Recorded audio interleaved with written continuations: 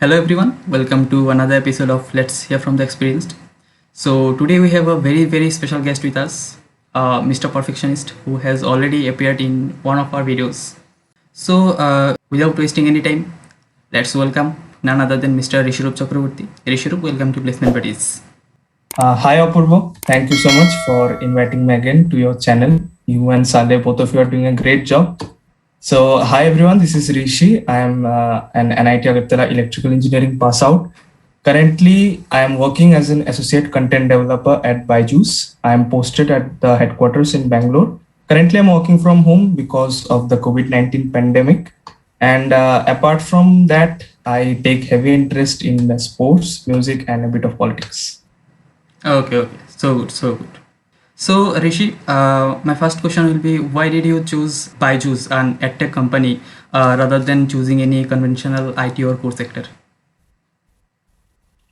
Okay, so I believe every person should identify what is their strength and what is the weakness. So placement session की पहले ही I identified कि ठीक है, like roles for business analyst या फिर content की जो roles है, this is where my skill sets match and मैं इसी companies को target करूँगा. So core में भी मेरा weakness था एक, and for IT companies I am not that good in coding and also मेरा उतना भी इंटरेस्ट नहीं था. तो आई फिगर्ड आउट कि मेरा इंटरेस्ट क्या है, मेरा गोल क्या है. Like I tried for, I targeted Byju's and Tredence analytics, there is another company, and I cracked through Byju's eventually. So yeah. Okay, nice. सो मतलब एक एडटेक कंपनी के लिए प्रिपेयर करना कितना इजी और डिफिकल्ट होता है? तो edtech company preparing for this role content development वो बहुत ही सिंपल है, बहुत ही इजी है. मैं तो बोलूंगा कि 7 days का प्रिपरेशन अगर है किसी के पास फॉर दिस रोल या फिर this company, that is more than enough because throughout your placement session you're going through so many online tests which has aptitude.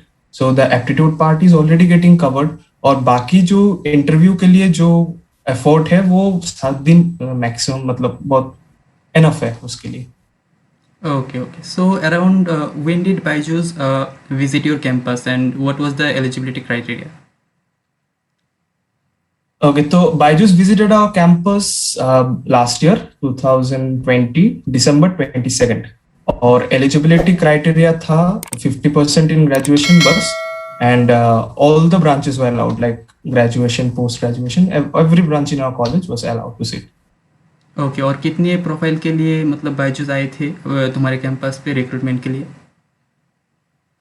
तो बायजूस 2 प्रोफाइल के लिए आए थे. One is my profile, that is associate content developer and another is associate creatives. Okay, तो जैसे कि तुमने mention किया कि तुम्हारा प्रोफाइल था associate content developer, so still if you can brief the selection process for both the profiles. Okay, surely. So selection process मैं पहले एसोसिएट कंटेंट डेवलपर का बता देता हूँ. तो it was an online MCQ test at the very beginning. तो उसके बाद ऑनलाइन टेस्ट के बाद एक शॉर्ट लिस्ट आया, जो लोग शॉर्ट लिस्टेड हुआ तो उन लोगों को एक सब्जेक्टिव टेस्ट दिया गया था और टास्क भी कह सकते हो उसको. तो उस that was a non elimination round, the subjective part. And after that those short listed students, मतलब ऑनलाइन में जो शॉर्ट लिस्ट हुए थे, तो उन लोग डायरेक्टली एक फाइनल इंटरव्यू राउंड के लिए अपेयर हुआ. और बाकी जो एसोसिएट क्रिएटिव का प्रोफाइल था, तो क्रिएटिव प्रोफाइल के लिए पहले एक पोर्टफोलियो सबमिट करना पड़ता है. तो portfolio is basically a sample of your work, your creative work. So portfolio में you can put like your Photoshop works or your Illustrator works or various vlogging. If you have a YouTube channel, put the link, or various sketchings or drawings that you do. Those who are interested, they can put this in their portfolio. तो portfolio के बाद एक shortlist निकलता है. तो उस जो shortlist students होते हैं finally they sit for a final interview round. Okay. And also one thing to add, like you can appear for both the roles. You can choose, obviously you can choose any one role to appear, or you can also appear for both the roles. अगर, लेकिन एक चीज है कि अगर creatives में तुम reject हो गए इंटरव्यू में, then you cannot appear for the content too. Okay. So yeah, that was supposed to be my next question, but never mind. So what was the test platform for the online test? So online test platform was my personal favorite, that is CoCubes.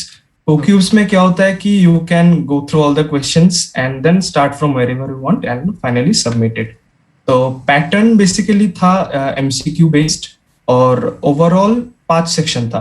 तो 5 section में क्या होता है कि जो aptitude का part है that remains compulsory, like you have to appear for the aptitude part, और वहाँ पे जो नॉर्मल एप्टीट्यूड रहता है डेटा इंटरप्रिटेशन, रीजनिंग, फिर वर्बल एबिलिटी एंड क्वांट्स, वही रहता है। और उसके बाद फिर 4 सेक्शंस है, that is the 4 subjects, physics, chemistry, maths and biology. So you have to appear for any 2 of the sections, मतलब 2 से कम भी नहीं हो सकते, 2 से ज्यादा भी नहीं हो सकते। You have to exactly appear for any 2 of the sections, और बस, और टोटल टाइम रहता है 90 मिनट्स और ओवरऑल 3 सेक्शंस।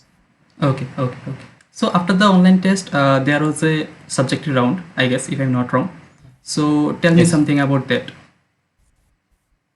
तो सब्जेक्टिव टेस्ट बेसिकली जैसे मैंने बताया एक नॉन एलिमिनेशन राउंड रहता है, एंड ये एक प्री इंटरव्यू टास्क की तरह हम कंसीडर कर सकते हैं। जैसे कि एक इम्पॉर्टेंट पार्ट है यहाँ पे कि you have to choose the subject you prefer. Like अभी तक तो हमने एप्टीट्यूड राउंड और 2 सब्जेक्ट्स का हमने बता दिया कि ऑनलाइन टेस्ट में रहता है। उसके बाद you have to choose any one subject to go forward in the process.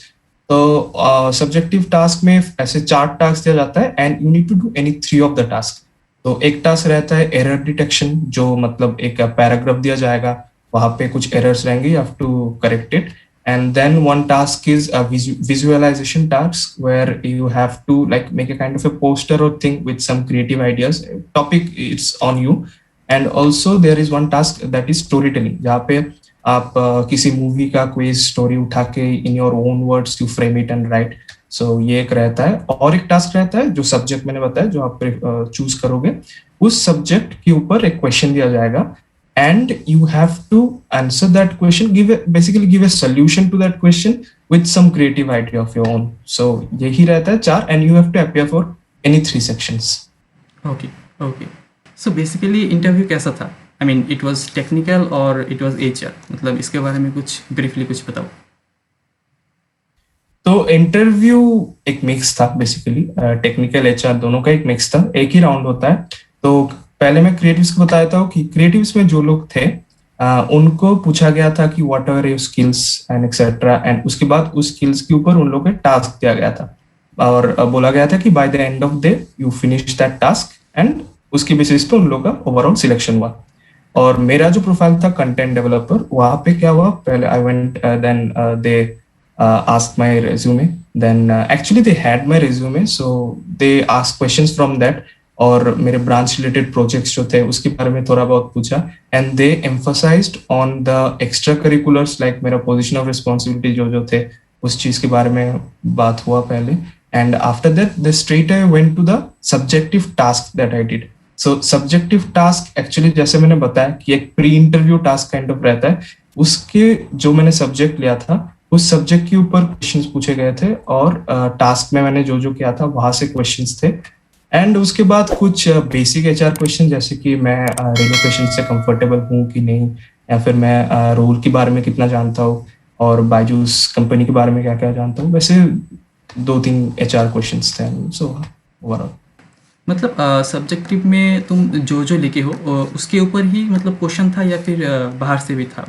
लेकिन उस टॉपिक से था, उस सब्जेक्ट से था, लेकिन मतलब जो जो लिखे हो उसके ऊपर ही था या फिर उसके बाहर भी था? टू बी ऑनेस्ट उसके ऊपर ही था, क्योंकि जैसे मैंने बताया 4 स्टेप्स होता है सब्जेक्टिव में। तो पहले जो स्टोरी टेलिंग या फिर एरर वाला, वो उससे क्या पूछेंगे, वो तो टास्क परफॉर्म मतलब डन। एम्फसाइज करते हैं जो सब्जेक्ट के ऊपर जो क्वेश्चन था।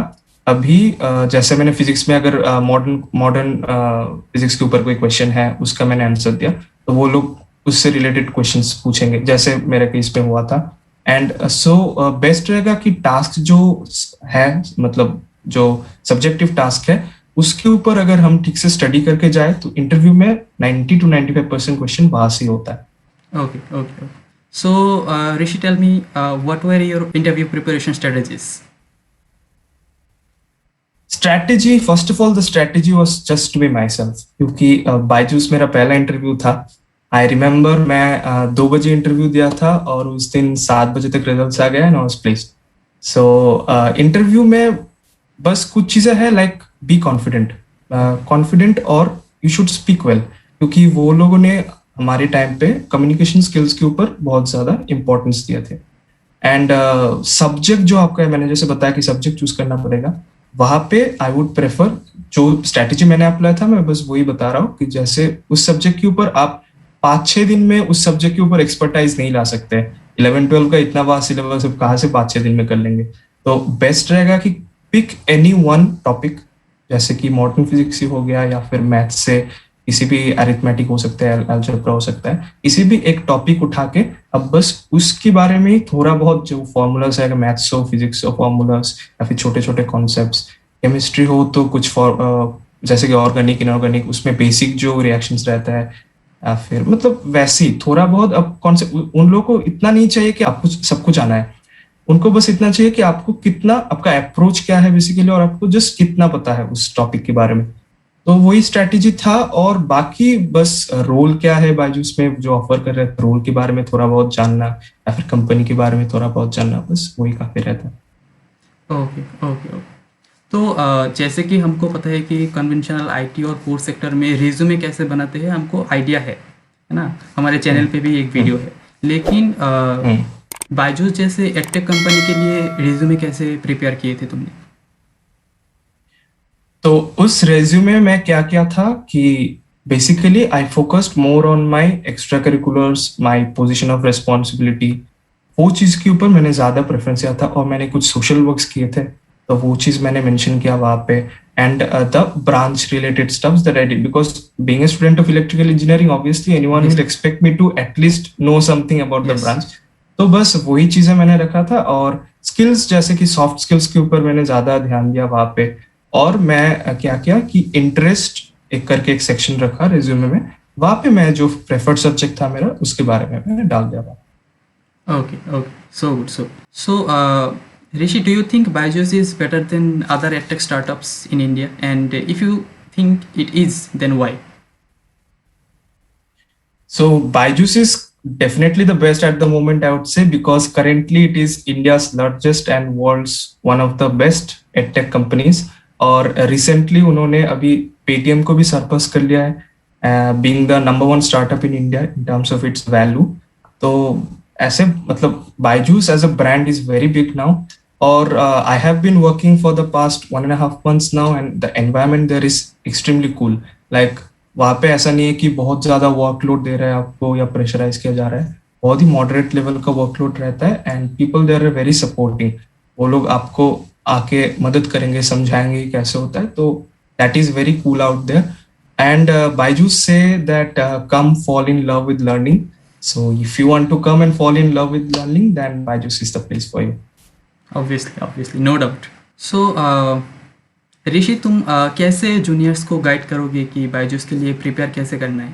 मतलब how should they prepare for the interview basically? ठीक है, तो मैं एक इन जनरल बात बताऊंगा जो बायजूस के लिए भी काम आएगा। फर्स्टली, जैसे मैंने स्टार्टिंग में बताया कि you should know your strength and your weakness.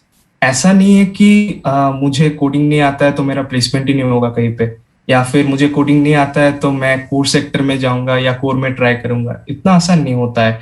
Every sector has its challenges. Like सबको जो सेक्टर में जाना है सबकी खुद की एक चैलेंज होता है। तो best thing is just figure out what you are good in. सबके पास कुछ ना कुछ तो स्किल्स होगा। स्पोर्ट्स ही मान लो, स्पोर्ट्स ही स्किल है मेरा, तो स्पोर्ट्स से मैंने क्या सीखा है, उससे मैं क्या कर सकता हूँ, मैं किस तरह किसी कंपनी के बेनिफिट में आ सकता हूँ। तो ये आपकी जो स्ट्रेंथ्स वीकनेस है, इसको आप एक जगह करिए। और अभी जो प्लेसमेंट सेशन की बस स्टार्टिंग है, तो आप अभी फिगर आउट कर लीजिए कि this are the roles that I want to target, और आपको उस रोल के लिए कंपनीज मिलेंगे। ऐसा नहीं है कि मुझे, अब जो कोडिंग करते हैं जो लोग, उन लोगों के लिए कंपनीज है, जो किसी और चीज में अच्छे हैं उन लोगों के लिए भी कंपनीज है। तो आप उस हिसाब से ट्राई करते रहिए, तो आपका प्लेसमेंट होना ही होना है। And ultimately if you are satisfied with the job you got, that is the best thing that can happen to after placement session. Okay. So Rishi, since you were the training and placement coordinator, so according to you, what should be the roadmap of any juniors before starting the placement session? What should be the strategy? हाँ, तो strategy basically उन लोगों को पहले decide कर लेना चाहिए कि मैं किस फील्ड में जाना चाहता हूँ। ठीक है, 2-3 फील्ड में आपका डुअलिटी हो तो वो ठीक है। आपको ऐसा ना हो आपको कुछ नहीं आता और डुअलिटी हो। आपको अगर जैसे कि आपको कोड आता है, आपको थोड़ा बहुत ग्रिप है उसमें, आप इंटरेस्टेड भी हो, पैरेलली आप कोडिंग भी किए हो, जैसे सर्किटल ब्रांचेस में मोस्टली होता है केसेस, तो आप पैरेलली ट्राई कर सकते हो, that is okay. But if you are only interested in core, then just take your books, study what have you done in the last 4 years and just go for core. ऐसा नहीं है कि आज business analyst का एक rule आ गया 10 LPA का, मैं तो उसके लिए प्लेसमेंट में बैठूंगा। ऐसा होगा तो आप डाइवर्ट होते रहोगे और आपका टाइम वेस्ट होता रहेगा। Just figure out what you are good at और कोडिंग के पीछे मत भागना। लोग ऐसे माहौल बना के रखेंगे कि कोडिंग नहीं आता है तो प्लेसमेंट नहीं होगा। ऐसा नहीं है, बिल्कुल भी नहीं है। कोडिंग जिन लोगों को आता है उन लोगों को कोडिंग रिलेटेड जॉब मिलेगा, जिन लोगों को कोडिंग नहीं आता है उन लोगों का कोई और स्किल्स है, उसके ऊपर उन लोगों को जॉब मिलेंगे। तो आप वैसे करके पहले से स्ट्रेटेजाइज कर लो और आपको माइंड को सेट कर लो। And another small tip is just keep your patience, क्योंकि प्लेसमेंट सेशन अभी पैंडेमिक अभी भी चल रहा है, तो प्रोसेस थोड़ा डिले होता है। जो मैंने ट्रेनिंग एंड प्लेसमेंट सेल का जो मेरा एक्सपीरियंस है उससे पता है कि थोड़ा बहुत डिले होता है कुछ कंपनीज का प्रोसेस। तो आपको बस पेशेंस रखना है कि कभी ना कभी तो मेरा जॉब लगना ही है। Ultimately at the end if you work hard you get what you want. Yes, yes, yes, obviously. So, thanks, Rishi. Those were actually the invaluable words from you. And thank you again for being with us and hope you have a great future ahead. Thank you so much, Apurvo. And I wish you guys all the best with your future endeavors. This channel is doing great. And I would like to wish all the juniors all the best for your upcoming placement session. Thank you. Hope so.